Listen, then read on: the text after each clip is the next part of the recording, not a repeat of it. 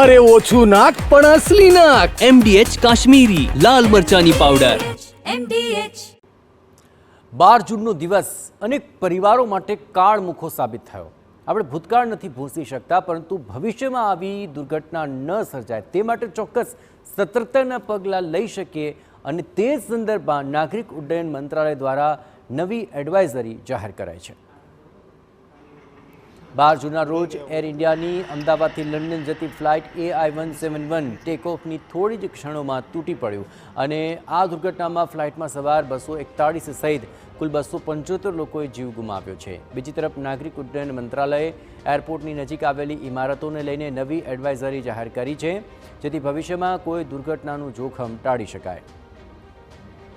નાગરિક ઉડ્ડયન મંત્રાલયની નવી એડવાઇઝરી મુજબ એરપોર્ટ નજીક આવેલી નડતરરૂપ ઇમારતો અને વૃક્ષોને દૂર કરવામાં આવશે. તેની પાછળનો હેતુ લેન્ડિંગ અને ટેકઓફ વખતે થતા અકસ્માતોને રોકવાનો છે. ઊંચી ઇમારતો અને વૃક્ષો વિમાનના ટેકઓફ અને લેન્ડિંગ માટે ખતરો બની શકે છે. દુર્ઘટના ટાળવા અને યાત્રીઓની સુરક્ષા સુનિશ્ચિત કરવા નવી એડવાઇઝરી બહાર પડાઈ છે. એડવાઇઝરી મુજબ સરકારે નિયત કરેલા નિયમોથી વધુ ઊંચાઈ ધરાવતી ઇમારતોને હટાવાશે. આ નિયમ દેશભરના તમામ એરપોર્ટ માટે લાગુ પડશે. સરકારે આ માટે 60 દિવસની મર્યાદા નક્કી કરી છે, જે મુજબ અમદાવાદમાં પણ આગામી દિવસોમાં એરપોર્ટ આસપાસના વિસ્તારોમાં સર્વે હાથ ધરાશે. અમદાવાદ કલેક્ટરના જણાવ્યા અનુસાર સિવિલ એવિએશન અને મહાનગરપાલિકાની ટીમ દ્વારા સર્વે હાથ ધરાશે. ટ્રાફિક પોલીસ સહિતના વિભાગો પણ તેમાં જોડાશે. સર્વેમાં નડતરરૂપ ઇમારતો અને વૃક્ષ સહિતની અન્ય બાબતો અંગે રિપોર્ટ તૈયાર કરાશે. નોટિફિકેશન આપવામાં આવ્યું છે તે મુજબ જે આવશ્યક જે કામગીરી છે એના માટે આપણે મહાનગરપાલિકાની ટીમ, જેમાં કે મહાનગરપાલિકાના સ્ટેટ વિભાગ, ગાર્ડન વિભાગ અને સિવિલ એવિએશનના જે ટીમ્સ છે એના સાથે સંકલનમાં રહીને જે ગાઈડલાઇન, જે નોટિફિકેશનમાં જે ગાઈડલાઇન આપવામાં આવી છે, આ ગાઈડલાઇન મુજબ જે આવશ્યક જે એક્શનેબલ પોઈન્ટ્સ હશે એના સૌથી પહેલાં સર્વે કરવામાં આવશે, અને નિયત સમય મર્યાદાના અંતર્ગત સંબંધિત એજન્સીઓને આ બધી કામગીરી કરવાનું આયોજન કરવામાં આવે છે. એડવાઇઝરી અનુસાર એરપોર્ટ ઓથોરિટી દ્વારા નડતરરૂપ ઇમારતોના માલિકને નોટિસ મોકલવામાં આવશે.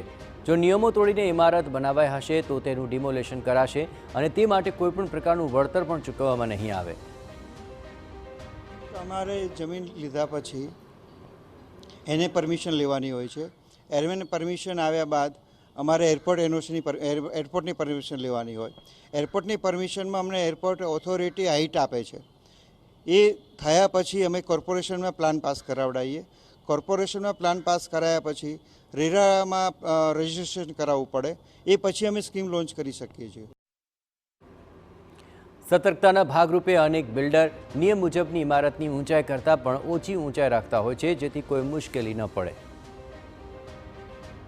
અમદાવાદમાં થયેલી વિમાન દુર્ઘટના બાદ યાત્રીઓની સુરક્ષાને સુનિશ્ચિત કરવા માટે ભારતીય ઉડ્ડયન મંત્રાલય દ્વારા જે માર્ગદર્શિકા જાહેર કરવામાં આવી છે, માર્ગદર્શિકામાં ખાસ કરીને રનવેમાં ટેકઓફ અને લેન્ડિંગ સમયે જે નિયમાવલી છે એ નિયમાવલીમાં ફેરફાર પણ કરવામાં આવ્યો છે, અને સાથે જ સાથે એને વધારે સુચારું અને સ્ટ્રિક્ટલી એને ફોલો કરવા માટેનું આ જે નિયમાવલી છે બનાવવામાં આવી છે. આપણી સાથે મદનલાલભાઈ છે, એમની સાથે વાત કરીશું. મદનલાલભાઈ, જે દુર્ઘટના બની છે અને જે બિલ્ડિંગ છે તમારી એની પેરીફેરીથી બહાર છે, પરંતુ આખી જે ઘટના છે ઘટના ખૂબ ગંભીર બની છે.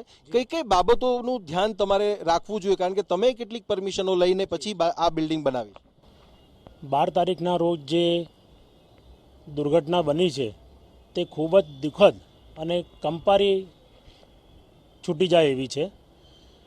પરમપિતા પરમેશ્વરને પ્રાર્થના કરીએ કે આ તમામ હોનારતમાં માર્યા ગયા છે તેમની આત્માને પરમ શાંતિ અર્પે, અને આવી દુર્ઘટના ફરીથી ના બને એના માટે જે નિયમોનું પાલન થવું જોઈએ એ ખૂબ જ જરૂરી છે, અને નિયમો હોવા જ જોઈએ.